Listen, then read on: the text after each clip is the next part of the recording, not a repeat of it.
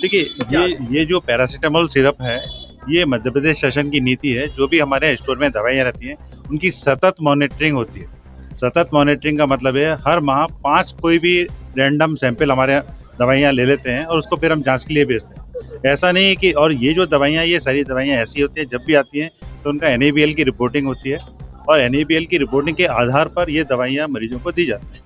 लेकिन सिर्फ ऐसा ही नहीं है कि एक ही जाँच के आधार पर हमारे यहाँ एक मॉनिटरिंग का सिस्टम नहीं है। हमारे यहाँ सतत मॉनिटरिंग का सिस्टम है। सतत मॉनिटरिंग का मतलब जो हमारा स्टोर में दवाइयाँ हैं, जिनकी हमारे पास एनएबीएल का प्लस पास वाला रिपोर्ट है, उनकी भी हम मतलब निरंतर मॉनिटरिंग करते हैं।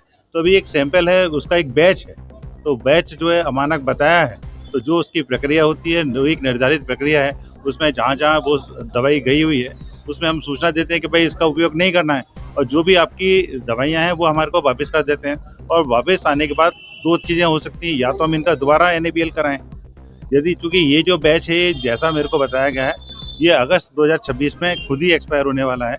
यदि कोई ऐसी दवाई होती है कि उसमें हमारे को एक्सपायरी का बहुत टाइम होता है, तो हम इसकी पुनः एक बार एनएबीएल रिपोर्टिंग भी करा सकते हैं और यदि एनएबीएल रिपोर्टिंग नहीं कराती हैं, तो जो एक्सपायरी डेट होती है, उसमें इसका फिर विनिष्टीकरण करते हैं। इसमें जो आई रिपोर्ट उसमें क्या पाया? उसमें क्लम्प्स बताएँ, क्लम्प्स का अपन ये समझ लें, जैसे ये जो पैरासिटामोल रहता है, चाशनी जैसा रहता है, तो उसमें कुछ क्रिस्टल्स प्रेसिपिटेट हो जाते हैं, तो उसको क्लम्प्स बोलते हैं।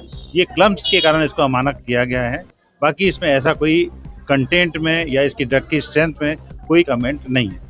क्लम्प्स के कारण इसको अमानक बताया है और उसकी जो रिपोर्ट है, उस रिपोर्ट में निर्देश है कि ये जो दवाइयाँ जहाँ पर हैं, उनको वापस बुला लिया जाए और भविष्य में इसका उपयोग नहीं किया। अगर इसको लिया जाता है, अगर अभी जाँच में नहीं निकलता तो क्या? नहीं, देखिए, ड्रग की कंटेंट के बारे में इसमें कोई नेगेटिव रिमार्क नहीं है। ऐसा भी कुछ नहीं है कि इसमें कोई ऐसी दवाई है जो स्टैंडर्ड की नहीं है।